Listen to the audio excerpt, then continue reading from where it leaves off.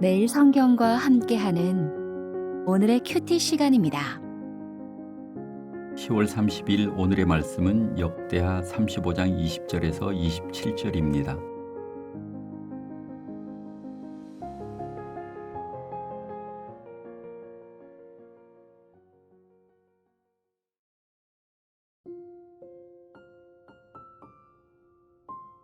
이 모든 일 후 곧 요시아가 성전을 정돈하기를 마친 후에 애굽 왕 느고가 유브라데 강가에 갈그미스를 치러 올라왔으므로 요시아가 나가서 방비하였더니 느고가 요시아에게 사신을 보내어 이르되 유다 왕이여 내가 그대와 무슨 관계가 있느냐 내가 오늘 그대를 치려는 것이 아니요 나와 더불어 싸우는 족속을 치려는 것이라 하나님이 나에게 명령하사 속히 하라 하셨은즉 하나님이 나와 함께 계시니 그대는 하나님을 거스리지 말라 그대를 멸하실까 하노라 하나 요시아가 몸을 돌이켜 떠나기를 싫어하고 오히려 변장하고 그와 싸우고자 하여 하나님의 입에서 나온 느고의 말을 듣지 아니하고 무깃도 골짜기에 이르러 싸울 때에 활 쏘는 자가 요시아 왕을 쏜지라 왕이 그의 신하들에게 이르되 내가 중상을 입었으니 나를 도와 나가게 하라 그 부하들이 그를 병거에서 내리게 하고 그의 버금 병거에 태워 예루살렘에 이른 후에 그가 죽으니 그의 조상들의 묘실에 장사되니라.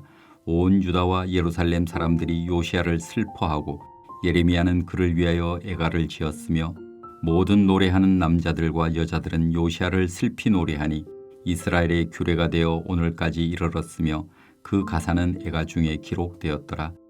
요시아의 남은 사적과 여호와의 율법에 기록된 대로 행한 모든 선한 일과 그의 처음부터 끝까지의 행적은 이스라엘과 유다 열왕기에 기록되니라.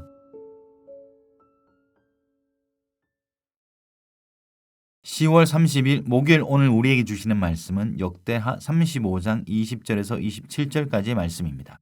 오늘 본문은 요시아 이야기의 마지막 부분입니다. 요시아의 전사 내용과 요시아의 통치 종결부로 이루어져 있습니다.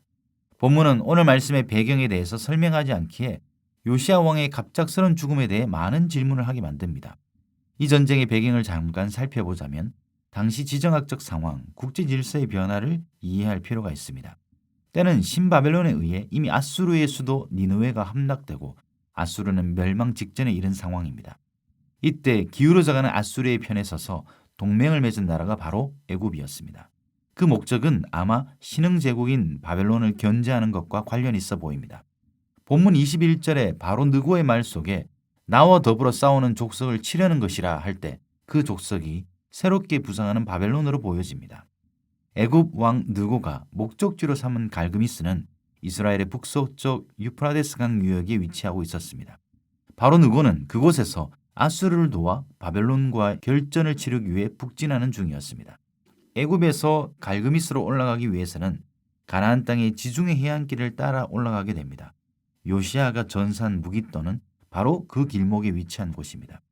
무깃도는 이스라엘 평야 남서쪽에 자리 잡은 곳으로 군사적으로 중요한 길목이었기에 많은 전쟁이 일어난 곳이기도 합니다.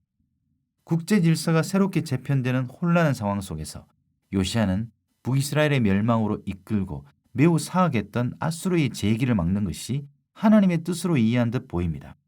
그래서 아수르를 돕는 애굽의 군대를 가로막았다고 볼 수 있습니다. 당시 요시아와 유다 백성이 개혁을 수행하고 안정적일 수 있었던 이유도 아수르의 몰락과 상관이 있습니다. 제국의 쇠락은 주변 나라들의 안녕에 많은 영향을 미치기 때문입니다.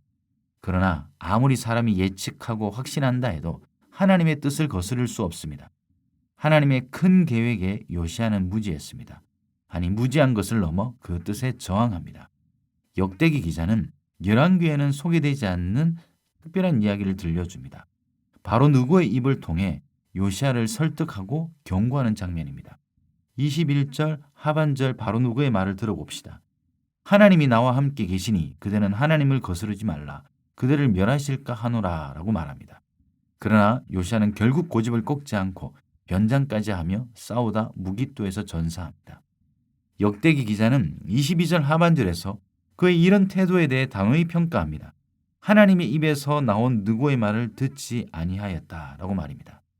하나님이 지금 이방 군주의 입을 통해 요시아에게 말씀하십니다. 선한 왕 요시아가 이방 군주의 입에서 나온 하나님의 말씀을 듣지 않고 고집을 부리다가 전사한 것입니다. 이 어이없어 보이는 사건의 의미는 무엇인가요? 역대기 기자는 말씀에 대한 거스름 때문에 요시야가 화를 자초했다고 말합니다. 그것을 뒷받침하는 문학적 장치가 역대하 18장 28절에서 34절에 소개되는 아합의 죽음입니다.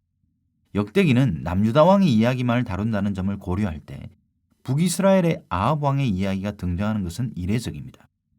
남유다 왕 여호사밧의 이야기와 관련한다 하더라도 역대하 18장은 지나치게 상세히 아합의 최후 모습을 소개합니다. 학자들은 그래서 아합의 죽음과 요시야의 죽음 이야기가 평행된다고 봅니다. 사실 아합의 죽음과 요시야의 죽음은 많이 닮아 있습니다. 하나님의 말씀을 거스르고 전쟁에 나선 모습, 변장을 하고 싸움터에 나간 장면, 익명의 활 쏘는 자에 의해 중상을 입은 것, 중상을 겪은 왕이 시간이 경과한 다음 전사한 것 등 여러모로 요시야의 죽음에서 아합의 죽음을 연상케 합니다. 이 평행 본문의 의도는 아무리 선한 왕이라도 하나님의 말씀을 거스를 때 깨진다는 겁니다. 그것이 악한 왕 아합이 됐든 선한 왕 요시야가 됐든 동일합니다. 말씀 위에 자기 확신이 서는 순간 하나님의 음성보다 자신의 통찰에 앞서는 누구든 박살난다는 겁니다. 우리가 공경에 처하는 이유는 무지해서가 아니라 내가 다 알고 있다는 착각 때문이라고 합니다. 요시야는 요동치는 국제정세 속에 얄팍한 자기 판단을 믿고 하나님의 뜻을 다 알고 있다는 듯 고집부린 겁니다. 하나님은 이방 군주의 입을 통해 말씀하실 수도 있으십니다. 하나님은 바벨론에게도 계획이 있으십니다. 요시야의 안타까운 죽음에도 불구하고 그 장면이 요시야 인생 전체를 설명하지는 않습니다. 역대기 기자는 요시야의 전사를 슬퍼하는 기사를 소개합니다. 온 유다와 예루살렘 사람들은 선한 왕의 전사를 슬퍼합니다. 예레미야가 지은 요시야를 위한 애가는 민족의 전통이 되어 후대에까지 이어졌습니다. 무엇보다 역대기 기자는 요시야를 선한 왕으로 우리에게 기억시켜줍니다. 요시야의 죽음을 통해 본문은 경건한 지도자도 하나님의 말씀 위에 설 수 없음을 알려줍니다. 시대의 큰 뜻을 읽을 수 있다는 오만보다 오늘 우리에게 주어진 작은 말씀의 뜻을 헤아리는 겸손함이 더 바람직합니다. 하나님의 뜻은 예상치 못한 통로로 임할 수 있습니다. 우리의 열심이 언제나 하나님의 뜻과 일치하는 것도 아님을 알아야 합니다. 그런 면에서 내가 선입견을 가진 사람이나 상황을 통해서도 하나님의 음성을 겸손히 들어야 합니다. 마지막으로 요시야의 개혁은 6월절로 절정을 이루었지만 그의 죽음은 인간 지도자의 한계를 드러내기도 합니다. 참된 군주, 온전한 왕은 그리스도 한 분밖에 없음을 잊지 맙시다. 기도하겠습니다. 주님, 말씀 앞에 겸손하기를 원합니다. 우리의 판단과 확신이 하나님 말씀보다 앞서지 않게 하여 주시옵소서. 말씀을 꺾으려고 싸우기보다 나의 고집을 꺾기 위해 싸우는 저희가 되게 하여 주시옵소서. 예수 그리스도의 이름으로 기도드립니다. 아멘.